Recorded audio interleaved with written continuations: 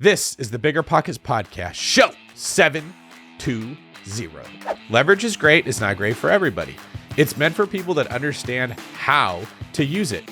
There's a lot of things in life that are like this, okay? Cars are great, but we don't let 9-year-olds drive them. We don't even let 25-year-olds drive them if they haven't passed a driver safety course and passed the test and understand the rules of the road. You got to earn the right to drive. You got to earn the right to play with fire, right? There's people like that use fire in their jobs. There's welders. There's different types of people that use heat to conduct certain things, but you don't just give them the tool and let them go play with it right off the bat. You got to earn that right. Leverage is very similar. What's up, everyone? This is David Greene, your host of the BiggerPockets Real Estate Podcast, here today with a Seeing Greene episode for your viewing and listening pleasure. If you're listening to this on a podcast, that's awesome. I appreciate that. But you can also check us out on YouTube if you want to see what I look like. I'm often told that I am taller in real life than what people thought. I don't know if that's a compliment or if what they're trying to say is I have a shrill, tiny voice that makes me sound like I'm 4'2". Not sure which way to take it. So let me know when you watch me on YouTube, do I look like what you pictured in your head? It's always fun when you see what someone looks like and it's very, very different than what you were expecting and you can never really look at them the same way again. In today's show, we've got some really cool stuff. We talk about how to continue house hacking even when your debt to income ratio can start to shrink from owning all the new real estate. We talk about if a property that is currently owned should be rented out or if they should stay in that property and not buy a new one. We get into if someone should save $300,000 in taxes or if they should avoid that and save that money in the future. All that and more in today's Seeing Greene episode. Now, if you've never listened to one of these episodes, let me just break it down for you real quick. In these shows, we take questions from you, our listeners, we play them, and then I answer them for everybody to hear with the goal of helping increase your knowledge base in real estate so that you can be more successful on your own path to financial freedom through real estate. Before we get into today's show, one last order of business, our quick tip, and that is 2023 is now here. 2024 is not going to be better than 2023 if you don't make intentional changes to do so. And 2023 is not going to be any different than 2022 if you don't make intentional changes to make it that way. So spend some time meditating on what you would like your life to look like, and more importantly, who you would have to be to make that happen. Sometimes we make the mistake of asking, what do I have to do? Or what do I need to accumulate to get what I want? It's much better to ask, who do I need to become? Because when you become that person, those things will find you. All right, let's get to our first question. Hi, David. Excited to have you answer my question. My name is Shalom, and I'm an avid listener of BiggerPockets. My question is as follows. So currently, I'm a college student in New York City, and I will be graduating soon with an income of $85,000 a year. I'm wondering how I can start house hacking or how I can continue my real estate journey. So currently, I have one parking space, which I do arbitrage on. I lease it out for $275, and then I arbitrage and sublease it to someone else for $335 a month. Now I'm looking to expand, but I don't know how to house hack or how I can grow because my market is so expensive. So in New York City or in Brooklyn or in the outskirts in New Jersey, duplexes go for $1.5 million, $2 million plus. So how can I house hack or expand in this market with such limiting constraints of income and other kinds of things? Thanks. All right, Shalom. Thank you very much for asking that question. I appreciate it. Let's dive into this because there is an answer to what you're asking. You're talking about house hacking, which is probably my favorite topic in all of real estate to get into. There's so many ways to do it. It's such a superior investing strategy. It's flexible. It should be a part of everybody's strategy, even if they buy properties using different means. House hacking is great. What you're talking about is a commonly encountered problem in high-priced areas, more expensive stuff, like what you're talking about, New Jersey, New York. You'll frequently see this. The reason that duplexes sell for so much is someone will buy it. And I know that sounds silly, but think about it. If you're normally going to be paying $4,000 a month for your mortgage, but you could buy a duplex and rent out one side for $2,500. It's a huge win if you only have to pay $1,500. So if you're trying to get cash flow it's not going to work. But if you're trying to save on your mortgage, it is going to work. So unfortunately, all your competition is okay not getting cash flow, which creates more demand. The supply stays the same, prices go up. That's what you're facing with. So if you want a house hack in an expensive market, which you should, there's two things to think about. The first, well, are you currently paying rent right now? If you factor in the rent that you're paying and include that as income in the investment, you might find the numbers look a lot better than what you're thinking of not doing that. The second thing is you probably aren't going to be able to buy a duplex, because the higher the unit count in the property, the more likely you're going to make the numbers look better. The other thing is that you could look into non-traditional house hacks. So we always describe the strategy of house hacking. Brandon Turner and I would do this all the time by talking about buy a duplex, buy a triplex, live in one unit, rent out the others, because it's very simple to understand the concept. But that doesn't mean that the execution needs to actually be done like that. It's kind of hard to make it work that way, to be frank. It's easier to go buy a 5-bedroom house with 3 bathrooms, add another bedroom or 2 to it, so you have 6 or 7 bedrooms, rent out those rooms, and live in one of the rooms yourself. Now, this isn't as comfortable, but that's what you're giving up. You're giving up comfort in order to be able to make money. Now, you're a young guy. You're making $85K a year, which is not bad at all. You can take some risk by buying real estate. I think that's a smart move. You should be investing your money, but sacrifice your comfort. You don't have to just buy a duplex and rent in one side of it. If you were going to do that, I'd buy a duplex that had 2 to 3 bedrooms on each side and rent those out individually. You're always going to increase the revenue a property brings in by increasing the number of units that can be rented out. Can be done by going from a duplex to a triplex, or a triplex to a fourplex, or a fourplex that has 2 bedrooms instead of 1 bedroom and renting the bedrooms out individually, or converting a family room into a bedroom and renting that out. Now, this doesn't work at scale. It is very difficult to build a large portfolio doing this, because now you're renting out, 10 to 12 bedrooms on every single unit. It's very hard to manage that. But when you're new and you're just trying to get traction and you're going to be building appreciation buying an expensive market, this is probably the best way to do it. You're also going to decrease your risk while learning a little bit of the fundamentals of investing in real estate. So that's the advice that I'd have for you. Stop looking at duplexes. You got to look at triplexes or fourplexes, and you got to look at single family homes that have a lot of bedrooms and a lot of bathrooms with sufficient parking, and neighbors that aren't super close, because you don't want them complaining if one of your tenants parks in front of their house. So you're going to have to be looking on the MLS and looking more frequently for the right deal, but be looking for a different kind of deal, and you'll find that house hacking works a lot better. All right, our next question comes from Jesse Goldstein. Hey, David, thank you for creating what is clearly the best source of real estate content available. Your show is packed more full of real estate protein than my family after Thanksgiving dinner. My question is about how to apply creative financing strategies used for investment deals to the residential real estate space. As a background, my wife and I are expecting our 4th child and are quickly outgrowing our 2,300 square foot townhome. Our plan is to rent it out if we can find a bigger place, but since we have not been able to find one priced right in the few months since we have been looking. A colleague is relocating out of state in December recently listed her beautiful home, but with today's interest rates, it is significantly more than I feel comfortable spending. I was chatting with her a few weeks ago after I heard her saying they had no bites after 2 price reductions and were considering renting the property out. It seems both of us have been hurt by higher interest rates. I think we may now be in a situation where they might entertain some creative financing ideas to potentially solve both of our problems. They are set on their $1.3 million market price, but currently have a very low interest rate in the 2s and are now getting quite motivated. Rather than renting it out, we have spoken briefly about a subject to loan, installment land sale contract, lease option, or potentially holding a second mortgage, and we are both seeking advice from real estate attorneys. What is your impression on employing these strategies in the residential space? None of the local Pennsylvania realtors have been speaking with have heard of this approach.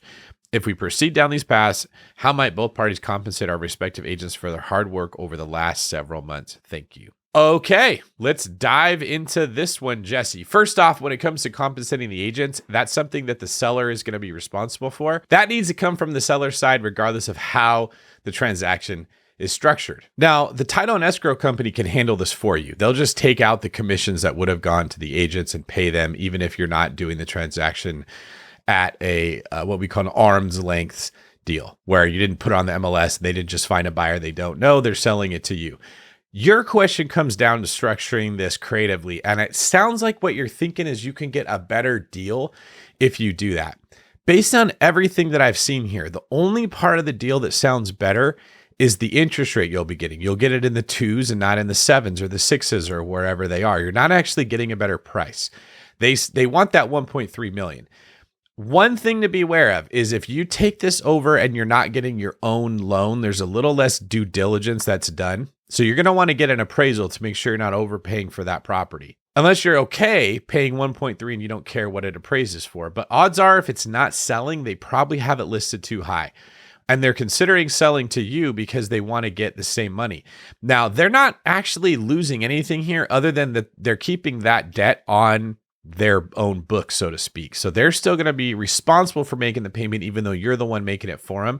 And if they try to buy their next house, they're going to find that that's difficult. So sometimes because the sellers don't understand the downsides of a subject to, you do all the work, you put it together, maybe you even close on the home, they go to buy their next one and their lender says, you can't buy a house. You still have this mortgage on your name. And they say, well, no, so-and-so's paying it. Doesn't matter. Still shows up as a lien on the property under you. Subject to is not this like catch-all that fixes every single problem. It can work in a lot of cases, but in other cases it doesn't. I don't know that this sounds like one where it says an immediate, oh, subject to will make the deal work. You didn't mention what the numbers are running it at an interest rate in the 2s. Okay. People fall in love with the interest rate. It's an ego thing. My rate is high. My rate is low. I'm in the 2s. That doesn't mean anything. If the property loses money every month, or you could have a cheaper payment if you bought somebody else's house that you didn't do subject to, it doesn't matter what your rate is. It matters what the property is actually producing. You could theoretically buy a house with a interest rate in the 40%. If it cash flowed, if it brought in enough money, that's what really matters.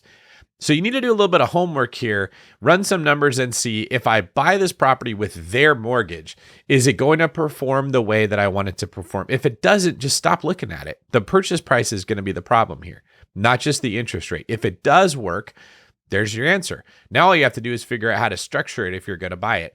Part of the problem is you're going to have to come up with the difference between what they owe and what they're asking for. So let's say that there's a mortgage on this thing for $700,000 and they want to sell it for 1.3. Well, that $600,000 difference, you would have to put as the down payment, or you'd have to pay as a note to them, or you'd have to get from another lender. And that lender is not going to want to give you the loan because they're going to be in second position behind the loan that's already there. See, when we get a loan to purchase a property, we're paying off the existing liens with the money from the new loan, which puts the new loan back in first position, which is where they're always going to want to be. This is another complication that comes up with the subject to strategy. So if they only owe 1.1 million and they're trying to sell it for 1.3 million and you have the $200,000 that you were going to put as a down payment anyways, that could work, but everything's got to line up for you perfectly if you're going to make something like this work. My advice is to not look at creative financing as a way to make a bad deal seem like a good deal. It almost sounds like you're trying to talk yourself into this deal because their rate is in the 2s, or you're like, hey, we know each other. Here's my chance to use all the cool stuff I learned on BiggerPockets. I really like the excitement, but that's not what creative financing is ideally designed to be. It's more when someone's in an incredibly distressed situation and they are very motivated to sell and they're willing to do creative financing, even though it's usually not in their best interest. Now, if you're looking to buy this house for yourself, because you mentioned replacing your townhome, so maybe this is a primary residence, then your due diligence is even easier. Look at what your mortgage would be on this house if you assume their mortgage. Compare that to what your mortgage would be on a similar house that you might buy if you bought it with today's interest rates, and see which of those situations feels better to you. Do you like this one more at this price, or do you like that one more at that price? And if you like this house more, the only thing you got to work out is that situation with the seller where there may be a discrepancy between how much they owe in their old mortgage that you're taking over and how much the purchase price is that you're going to have to pay the difference. Good luck with that. Hey, David. Thanks for taking the question. My name is Guy Baxter. I'm 26 from San Diego, California. I've been listening to the podcast for almost 3 years now, and just this year bought my first property in San Diego.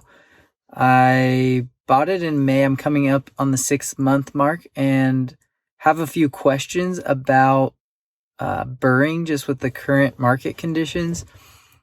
Since I purchased the property, interest rates have gone up quite a bit, and I'm just trying to decide if I should continue on the path of the BRRRR and kind of bite the bullet with the higher interest rates and pull all of my cash out so I can, put it and deploy it somewhere else, or if I should maintain the lower monthly payment and just save up a little bit more for next year to house hack again.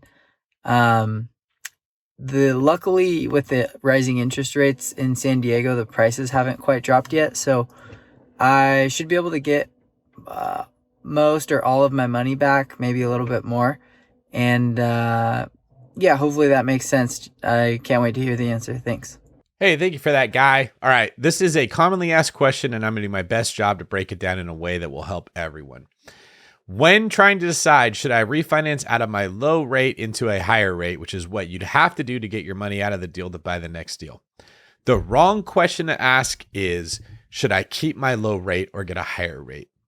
The right question to ask is, how much money would I have to spend every month if I refinance to pull my money out more than what I'm spending now?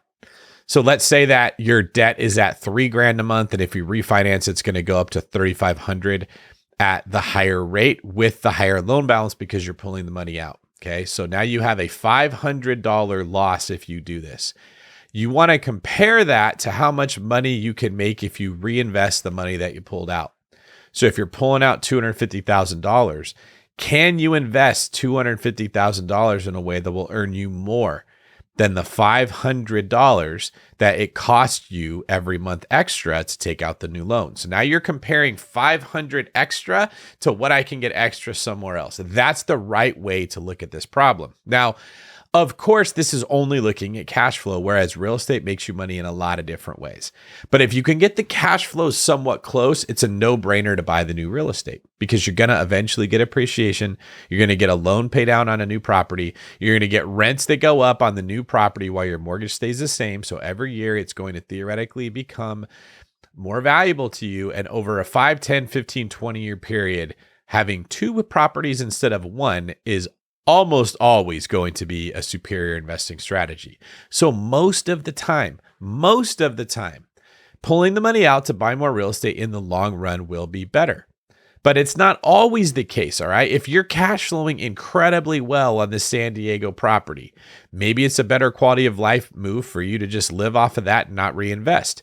If you've got a bunch of real estate and you don't want to buy more, maybe it's a better move to just stick with where you're at. But what I want to get at is don't ask the question of should I get out of the 4% to get into a 6.5%. It just doesn't matter. It matters what the cost of that capital is. How much does it cost you to pull that money out, and how much can you make with the money if you go reinvest it? Or are you going to lose money if you go reinvest it? What if there's just no opportunities out there? That's a realistic scenario for a lot of people. There's nothing to buy that they like. In that case, it doesn't do you good to do a cash out refinance and have capital if you're not going to go spend it on anything, okay? So ask yourself the right questions. Think through this. Maybe give us another video submission with some different investment opportunities that I could compare, and then I can give you a better answer on if you should take the money out of the San Diego house and put it back into the market in a different property. All right, thank you everybody for submitting your questions. If you didn't do that, we wouldn't have a show, and I really appreciate the fact that we're able to have one. And I want to ask, do you like the show? At this segment of the show is where I read comments from YouTube videos on previous shows, so you get to hear what other people are saying. And here's also where I would ask if you would please like and subscribe to this video and this channel and leave your comments on YouTube for us to read, possibly on a future episode. All right, this comes from episode 699. Tip from a listener regarding an unsafe tenant, from Ariel Eve. On question 2, call Adult Protective Services to voice your concerns. They will conduct an investigation regarding her safety to live alone. Our next comment comes from Iceman Ant. Ariel's comment there was from a person who had a tenant and they were concerned about their safety. They were afraid that the person might pass out or possibly even die in the unit that they had, and they wanted to know if they had any actual obligation to care for the person or any liability in that scenario. Our next comment comes from Iceman Ant. LOL, he said, programs. It's cool, David. I also grew up in the VHS area. All right, this is some criticism that I deserve. I made a comment when referring to old TV shows, and I called them programs because that's what my grandma used to call them. And it was stuck in my head, and it came out when I was talking, and Iceman called me out on it. It used to be, are you watching your favorite program? Program. I know somebody out there remembers that people used to call TV shows programs. There's certain things like that we just still say, like, someone will say, are you filming? And I'm like, well, we don't really use film anymore. Nobody's used film for a long time. Like now we would probably say recording, but you'll still hear people say filming. All right. Our next comment comes from Bree. I'm concerned about the first viewer's question, as serial house hacking was also going to be my strategy getting started. However, if you cannot apply rental income from the property you're currently occupying to debt to income ratios, that presents a huge barrier to qualifying for that second house. This is my first time hearing of this, so the alternative is to move out by either renting or increasing W-2 income to afford the two houses without counting the rental income. Any other tips? All right, Bree's comment and question have to do with the fact that when you're house hacking, you can't take the income that you're being paid and use that towards income for your next property. You're not allowed to use income from a primary residence to qualify for more properties and your next property in most cases. Now, I believe if it has an ADU or sometimes if it's a duplex or you're living in one unit, renting out the other, you might be able to, but many times lenders say, nope, that's your primary. You can't count the income that's coming in from it because we can't verify it. This is also a problem when people don't claim that income on their taxes. If you're not claiming the income on your taxes, you're definitely not going to be able to use it to qualify for the next house. And I'm frequently telling people to house hack every single year. The key is when you move out of the last house, it now no longer is a primary residence. It does not matter if your loan is a primary residence loan. And by the way, if you were wondering, no, if you move out of a house that's your primary residence, it doesn't just automatically adjust to a investment property loan with a higher rate. The bank doesn't know, doesn't care, doesn't matter. You got that loan as a primary residence, and those loan terms, if you got a fixed rate, will not change for the next period of time, usually 30 years that you have that loan. So when you move out of it, you still get a loan that's a primary residence loan, but now on your taxes, it is now claimed as an income property. You're now claiming the income that it makes, and you can now use that income to buy additional properties. So sometimes you buy a house, you house hack it, you move out of it into something else, then you start claiming that income on your taxes as an investment property, which won't hurt your DTI. Then you can buy your next house. You can repeat that process indefinitely. So it slows down how quickly you can acquire new house hacks. But in a worst case scenario, you can still do it every 2 years, right? And once you get to a certain point, you're not going to need the extra income to qualify. Your debt to income ratio is going to be good from the rent that you have of all the previous houses that you bought being counted towards your income. So it can make it a little bit slower to get started, but long term, it's not going to hurt you all that much. Thank you for that, Bree. Next comment comes from Austin. I think there is something Eli, who asked the house hacking question, could do. You could buy a primary house once every year. So if he is coming up on that year, let's say his 1 year into his house is 12/11/22, he can get the roommates to sign a new lease that just isn't a rent by the room lease, but the entire house lease. Then get the roommates to sign it for, let's say, January 1st, 2022, even though it's December now. They can agree to a new lease now, so he could be living in the house from 12/11 to 12/31 trying to find a new house. He can go to his lender now and show his January 1st lease, and they will count 75 or 80% of the rent as income. Or if all his roommates want to move out December 31st, he could just rent, pre-lease the entire house to a family and get a signed lease. Take that signed lease to lender, and they will count 75 or 80% of the rent as income to help the DTI. The other thing Eli could do is to try to buy a duplex. Let's say the duplex has side A rented at 1,000 and side B is vacant.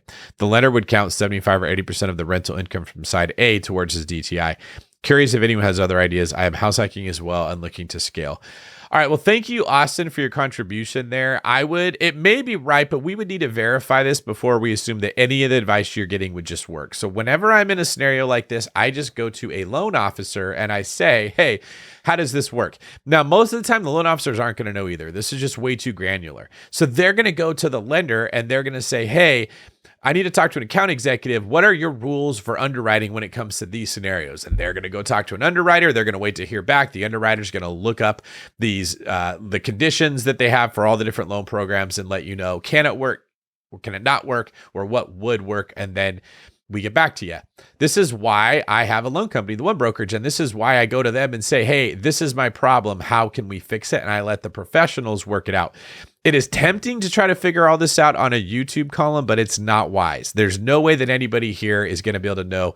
And these rules shift all the time. So your best bet, if you have questions, is to actually contact a loan officer or a loan broker and ask them, hey, this is my problem. How can I fix it? Let them come back to you with some answers. And our last comment comes from Kelly Olson. David, you keep saying accountability partner. Try saying accountability buddy. It rolls off the tongue and is fun to say. Accountability buddy. Okay. That is easier to say. and it is also a little cheesier. And I don't know how well green cheese is going to come across. So for now, I am going to use the very squarish accountability partner, but I will say, Kelly, Accountability Buddy is probably going to take off. It's going to be very popular. And if you guys prefer Accountability Buddy, please let us know in the comments by just writing in Accountability Buddy. All right, we love and we appreciate your engagement. Please continue to do so. Like, subscribe, and comment on this YouTube channel. And if you're listening on a podcast app, take some time to give us a 5-star review. We want to get better and to stay relevant, so please drop us a line if you're at Apple Podcasts, if you're on Spotify, Stitcher, whatever it is. We will not stay the top real estate-related podcast in the world if you guys don't give us those reviews, so that's why I'm asking for it. Thank you very much. All right, let's get back into the show. Our next video comes from JJ Williams in St. Louis, Missouri. Hey David, I'm under contract with a seller finance property. It's a historic home that we're going to look into turning into. It would be 3 units in the main house, and then there's also a tiny home associated with it. It is zoned multifamily and commercial, so we're looking to do 2 Airbnbs on the lower level, as well as the tiny home, and then we're looking to do either an office space or long-term rental in the upper level. The deal, it's 125. Doing 10% down, seller finance, and then it's going to cost about between $70,000 and $80,000 to rehab everything. I'm just curious. I have stocks to pull all the money out of to do the rehab. Is it smarter to take out a loan against those stocks, or should I just pull them out, use the money, and then that way my cash flow is a little bit better? Let me know what you think. Appreciate you. Wow, JJ, this is a very interesting question. I don't get these very often, which is funny because you started off your question giving me all the details of the deal itself. And then when you asked the real question at the end, I realized none of those details are actually relevant. But congratulations on the deal you're putting together and for explaining how it's going to work. That's pretty cool. All right, the real question here is, I have stocks. Should I sell the stocks and use the money towards the down payment, or should I take a loan against the stocks to do this? This is going to come down to how strong your financial position is. If your position is strong, it might be better to take the loan against the stocks. Now, of course, this is assuming the stocks hold their value or go up. If the stocks drop and you take a loan against them, you just went into double jeopardy there. You lost money on the stocks and you're losing money on the loan you're having to pay, right? And we don't ever know exactly how it's going to work out. So most financial gurus like myself are going to give you advice that's conservative. Almost everyone's going to say, don't do it. Okay, this is put on my little Dave Ramsey hat here. Don't ever leverage against stocks. In fact, you shouldn't have leverage on anything. Sell it all and pay the cash for the house. Sell it all and pay cash for the house. Don't be stupid. Now, he might be right because I don't know enough about your situation to be able to tell you. But I will say if you're in a strong financial position and you believe in the stocks, it's not a terrible idea, in my opinion, to take a loan against them to go buy the property.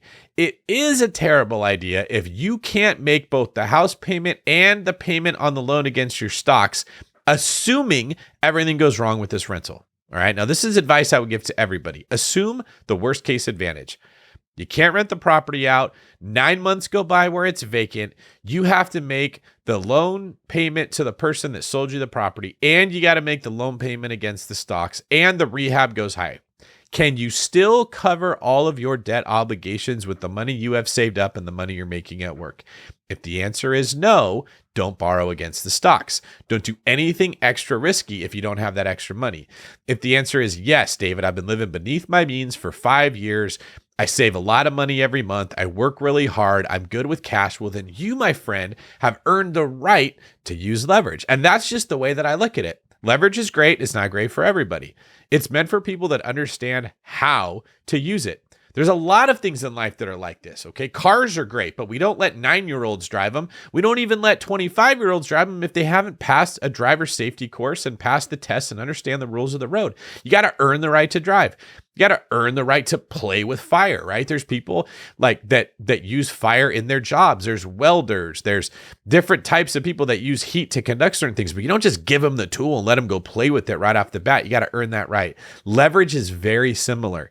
Be wise about it. If you can handle it, use it. If you can't, just wait and use it in the future. Let me know in the comments what you guys think about my approach to using leverage. All right, our next question is read, and it comes from Claudia Dominguez in Coral Springs, Florida. I purchased a property in late 2021, serving as my primary residence until I can rent it out later in 2022. 1 year owner occupancy requirement per the association. So it sounds like Claudia here bought a property in a HOA. Being that this will be my first rental property, I have several questions I would love help with. All right. It's a 3-bed, 2-bathroom, 1,800 square foot house. It is a corner unit, single level townhome with a 2-car garage. Purchased for $322 with 10% down on a 30-year mortgage. Claudia believes that it could rent for $2,500 to $2,800 per month. Our monthly expenses, including association fees, are $2,100. So what we're really looking at is $400 to $700 a month in cash flow before we look into maintenance and everything else. All right, question. How would I calculate my potential ROI on the property? Our down payment and closing costs came to $50,000. We spent another $5,000 on new floors after move-in before there was damage to laminate that was there before. All right, let's start with that. You don't calculate the ROI because you've been living in it for a year and it doesn't matter what you put down. It matters how much equity you have in the property right now. So subtract the realtor fees, the closing costs, any costs of sale from selling this home and find out how much money you'd have left. All right. You're then going to take the $400 a month that you'd get if it rented for $2,500. We're going to go conservative. We're going to multiply that times 12. Okay. 12 months times $400 a month is $4,800 in a year. All right. You're going to divide that by the amount of equity that you have in the house right now. So it's purchased for $322 with 10% down. So you really don't have hardly any equity at all, most likely, okay? Because if you sold the house, your closing costs are probably going to be like close to 6%. So that leaves you with only 4% equity in this property, which is probably 12 grand. So let's say it's gone up a little bit. And let's say that you have, say, man, let's be helpful to you here because Florida had a good year. And let's say you've got $40,000 in equity in this property. So if we divide the 4,800 by 40,000, that gives us a return on equity of 12%, which is pretty good in today's market. Okay. But let's say that you don't even have 40,000 of equity. If we divide that 4,800 by, let's say your house hasn't gone up at all and you only have about $12,000 in there. Well, now the return on your equity is going to be 40%. So the less equity you have in the deal, the higher the return on your equity is, which means the more sense it makes to rent it out rather than sell it and put the money somewhere else. So before I get deeper into your question, it's already looking like moving out of this property and renting it out is going to be a no-brainer for you. But let's keep going. How can I confirm if it makes financial sense to update the bathrooms? It probably won't. Just the amount of money you're going to have to spend to update bathrooms isn't going to increase your rent by as much as you're thinking. But your question wasn't, should I? It was, how could I know? And so my answer to you is going to be, if updating the bathrooms is going to increase the rent that you can bring in by a positive return on investment, it makes sense to do it. So if you could bump up the rent from $2,400 to $2,800 just by updating the bathrooms, and it was only going to cost you, say, 15 grand to update the bathrooms, and you're going to hold it as a rental for enough period of time to make back the 15 grand, that's how you determine that question. I'm struggling with my own bias that I would not rent a property with outdated bathrooms. I'm considering a low budget remodel because I can get more modern used vanities, and I found that tubs can be painted. I'm just not sure if I should keep spending money on this. Okay, first off, good job on you for recognizing your own bias. It probably isn't as big a deal as you think. However, you've swayed me. If you're looking at doing a low budget remodel, some of it yourself, where you're just getting new vanities and painting a tub, yes, that can actually make sense for you to do. I assume this was an entire bathroom remodel that we were talking about. If the market continues as it has been the last few quarters, it will mean spending considerably more on the next property I purchase with the intent to rent it out. What criteria should I take into consideration to assure I am purchasing a good investment at what feels like inflated prices? I believe I've heard that appreciation should not be an immediate or do I rate factor for long-term holds. I'm not sure how to estimate the increase in rental rates that might otherwise support purchasing the next property in a tight market. Again, the interest rates don't matter when you're making this decision. I know that feels weird to hear. And the purchase prices don't matter. What matters is it going to go up in value from what I paid for it? And is it going to cash flow? Now, interest rates and purchase prices do affect cash flow. And they're relevant for that purpose only. Meaning the higher the purchase price and the higher the rate, the harder it is to cash flow. But in and of themselves, they're not important. So the criteria that I think you should take into consideration is it will be more of your time and more of your effort spent looking for another deal to replace the one you have. And this is not uncommon in real estate. In fact, this is probably closer to a healthier market than what we've been seeing since the last crash. I know that sounds crazy, but we got spoiled. We got used to buying a property that appreciated every single year, that needed very little work, that wasn't intended to cash flow in the first place. This was mostly residential real estate we've all been buying, that cash flowed from day one, and not only cash flowed, but cash flowed in double digits. That's just us being spoiled. And now that we're not spoiled anymore, we're angry about it. But traditionally, the way that real estate is structured, it's meant to make you money over the long term, not over the short term. So it's okay if it's harder than what we thought to make it work. Real estate is still a good investing decision. Question 2 of 3, loan options. What are the best loan options for purchasing a property? I have a W-2 job that pays above average for my area, and I have good credit, but I only have enough for about a 10% down payment on the next property. Since I already own one property, I believe that will be forced to a conventional loan requiring 10% down. All right. So the best loan option for you is to do the same thing on your next house as this first one that you did that we just talked about. You want to use a primary residence loan and put as little down as possible. You don't have to put down 10%. You can actually put down 5% in a lot of instances, or 3.5% if you don't already have an FHA loan. If you're not buying it as a primary residence, meaning you're moving out of the one you're in and you're not going to buy another house to live in, you're going to go live somewhere else, you can put 10% down many times as a vacation home. Okay. So these are like a house that you're going to rent out some of the time, but you're going to rent out to other people, or you're not going to live there as your primary residence. So hit us up if you want us to look into finding a vacation home loan for you, or go to somebody on BiggerPockets, use their tools there and find a person that's a member that does mortgages and ask them, hey, what options do I have if I don't want to burn my vacation home loan? I want to buy a primary residence, but I don't assume you got to put 10% down. You could very likely get into something for 3.5% to 5% since you're moving out of your current primary residence. A lot of people think you can only have one primary residence loan at a time. That is not true. You can usually only have one FHA loan or one VA loan at a time, but you can have more than one primary residence loan at a time, because not all primary residence loans are VAs and FHAs. You can get a conventional loan, often with 5% down on a primary residence. Question 3 of 3. This is a family-related question. I'm house hacking to start. I live with my kids in the property that will be rented. We just moved from an apartment that we were only in for 7 months after moving from the house we sold in 2021. My intent is to purchase another property and live in it for a bit before renting that one out, and then ultimately purchasing my long-term home. I feel as if forcing my children to move every 1 to 2 years might negatively affect them, but I don't want to use my kids as an excuse for not carrying out my goals. How do you reconcile some of the demands of real estate investing, in my case, house hacking, where I move my kids around every year to a new place, with what feels like shortcomings while raising family? Ooh, this is a good question here. And of course, you're asking a guy that doesn't have a family and doesn't have any kids. And yet I'm still going to sit here and do my best to mansplain away this difficult conversation. First off, I just want to say, I understand. Actually, I can't literally understand, but I empathize with what you're going through. And I think you're a good person for even asking this question, because on podcasts like this, we always talk about the financial component to real estate. This is why people are here to listen. However, we'd be foolish to not acknowledge that there's an emotional component to real estate as well. This is a part of the process. And if you want your subconscious to get behind what you're doing and support you in it, you got to satisfy the emotional side of you. So I'm glad you're asking this. And if other people have been wondering the same thing, don't feel bad about it. This is totally normal and something that all of us have to work through as investors. In fact, one of the reasons I think I took longer in life to go start a family was because I knew how difficult my law enforcement career, my 100-hour work weeks, my commitment to building businesses and making money through real estate would affect a family negatively. It is harder. And I think that was in the back of my head, and I just pushed off starting the family because I wanted to build success in this arena first.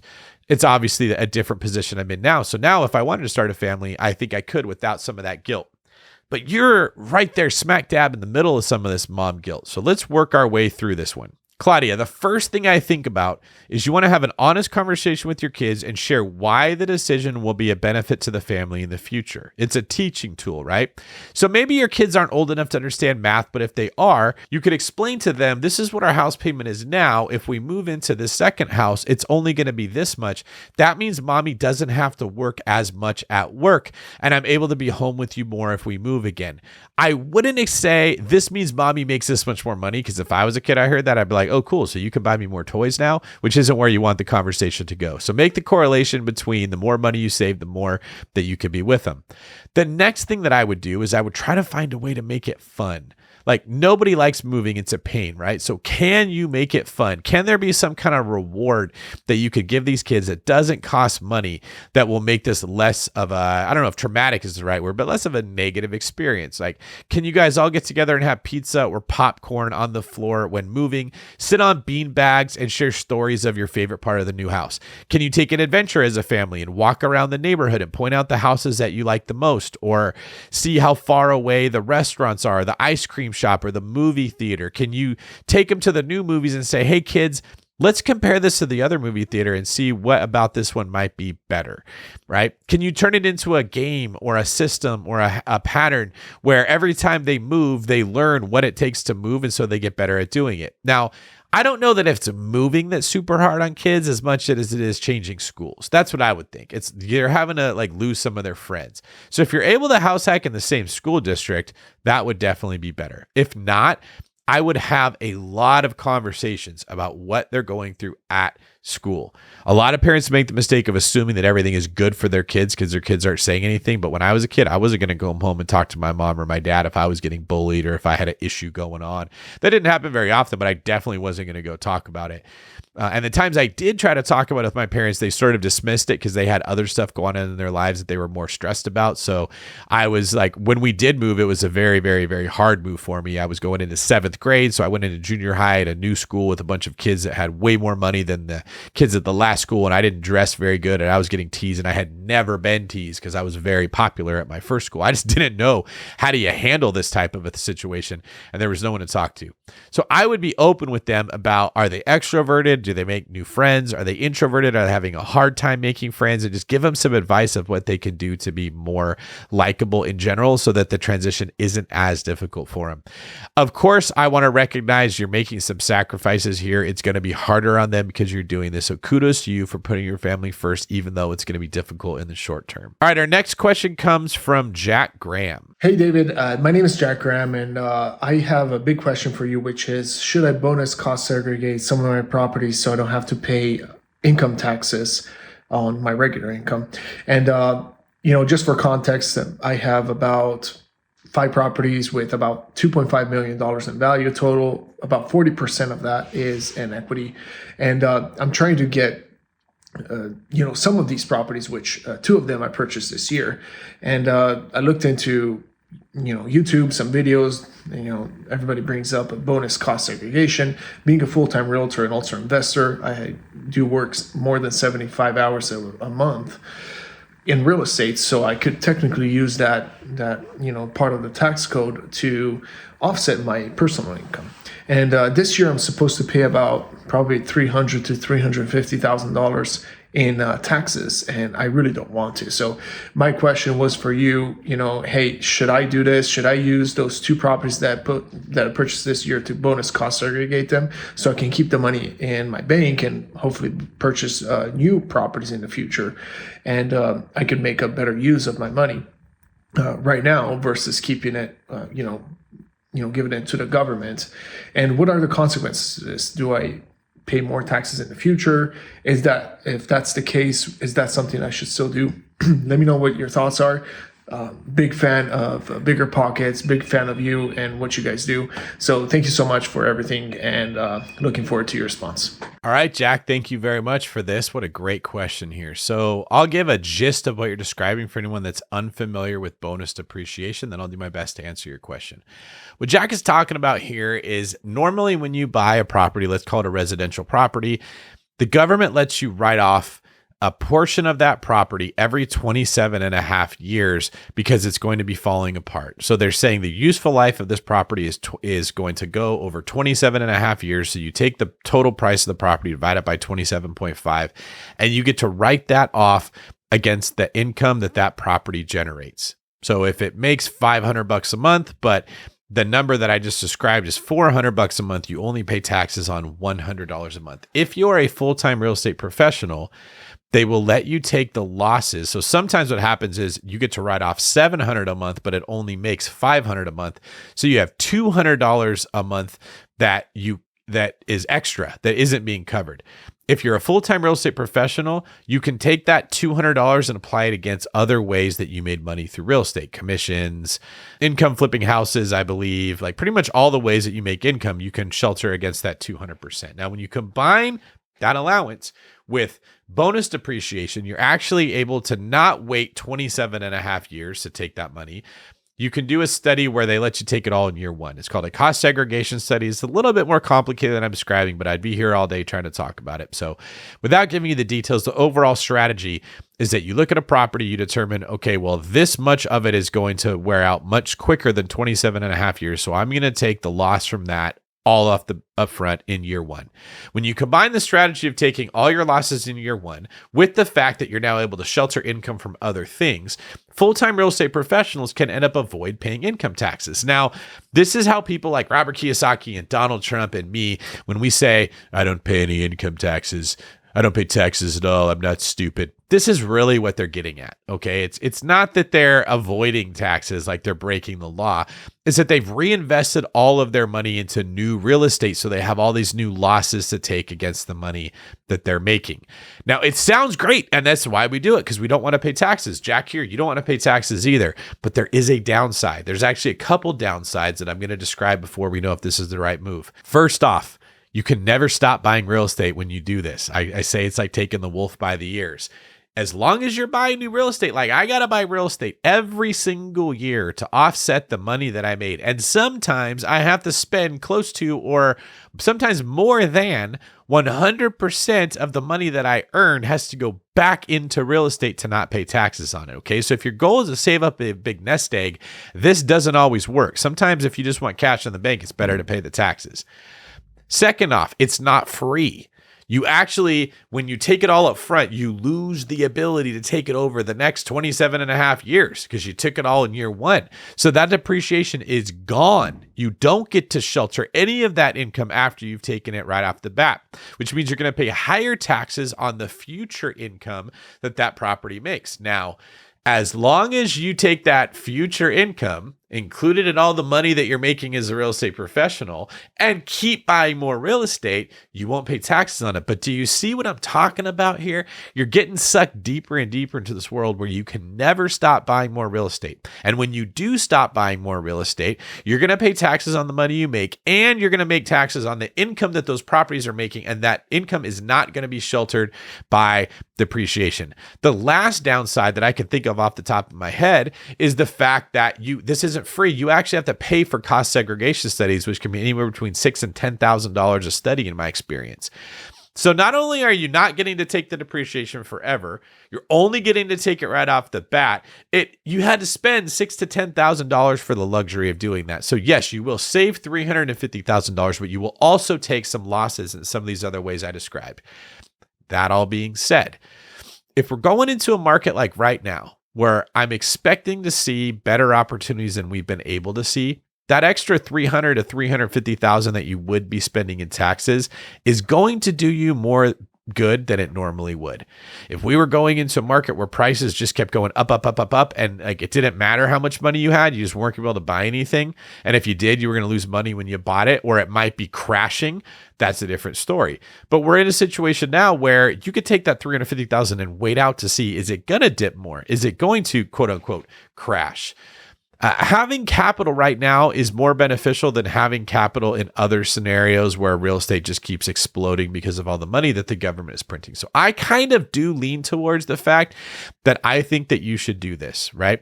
Another thing to think about is that if you're investing for the future wisely and you are growing your equity, there's ways to make money in real estate that are not taxable, that are not cash flow. So you have to report your cash flow as income because it is. This is why when people are like cash flow, and they just get the little dollar signs in their eyes like Scrooge McDuck, and they're just obsessed with cash flow because it's going to solve all their problems. It doesn't. It doesn't. Now, it's great. I'm not saying avoid it, but I'm saying it's not as good as we hype it up to be. When you get equity, you can do cash out refinances that are not taxed. Not at all. And the cool thing about a cash out refinance is usually it takes you a long time to build up equity. So usually during the time you've been building that equity, the rents have been going up on the thing you bought. So by the time you do a cash out refinance, the rents have increased enough to support the additional debt you're taking out on the cash out refinance. So you don't actually take any like danger. You don't lose money when you do it. The property continues to pay for the loan that you took out. You get a cash out refinance, which is not taxed. You can either live on that money or you can reinvest that money into the future real estate that you have to keep buying if you're going to use cost segregation studies and bonus depreciations. The very last point that I just thought of that I'm going to throw as a little cherry on top for this for you, Mr. Jack Graham, is that bonus depreciation will not be around forever. In fact, I believe in 2023, it is set to scale back to where you can only take 80% of the value, and in 2024, only 60%, and so forth until eventually it's at zero. So if you're thinking about doing this, I would say you should do it now because every year it's going to get progressively less beneficial until it's not there at all.